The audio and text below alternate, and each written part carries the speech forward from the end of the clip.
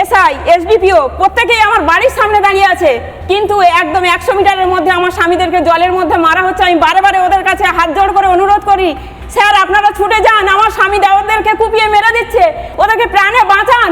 আর ওখান থেকে ওনারা দাঁড়িয়ে দাঁড়িয়ে ফোনে বলছে ভাঙিপাড়াতে কিছুই হচ্ছে না, এখানে কোনো কিছু ঘটেইনি। যখন জল থেকে তুলেছিলেন তখন প্রাণ ছিল? না, তখন প্রাণ ছিল না। মৃত্যু যতক্ষণ না নিশ্চিত হয়েছে, মেরে দিয়েছে, মারার পরেও আমার বাড়ি ঘরদোর সব ভাঙচুর করেছে। আর আপনার দেওর সুকান্ত মণ্ডলও ওখানেই মারা গেছে। আর দেবদাসকে পায়ে গুলি করে পুরো বাইকে করে টানতে টানতে 1-1.5 কিলোমিটার নিয়ে গেছে কাদের মোল্লার পার্টি অফিসে।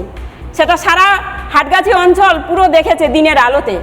এখানে কোনো কিছু লুকোনোর জায়গা নেই। ওইভাবে পায়ে গুলি অবস্থায় নৃশংসভাবে পায়ে গুলি করে বাইকের পিছনে বেঁধেছে, আর পিচিং রাস্তাতে পুরো বুক শুদ্ধ একদম টেনে টেনে নিয়ে গেছে, যেটা সারা মানুষকে আতঙ্কিত করেছে। আজকের যদি কেউ এই শাসক দলের বিরুদ্ধে মাথা চাড়া দেয়, এটাই বলে ওরা যে আবার একটা ভাঙিপাড়া তৈরি করে দেবো যদি মাথা খাড়া করো। 2019-এর পর 2025 এটা এখনো পর্যন্ত পদ্মাদি এখনো একই রকমের ত্রাসের অবস্থা রয়েছে। হ্যাঁ, শেখ শাহজাহান তো জেলে আজকে ঢুকেছে, কিন্তু ও যে শেখ শাহজাহানগুলো ওখানে তৈরি করে গেছে অলিতে অলিতে, তারা তো এখন সন্ত্রাস চালাচ্ছে।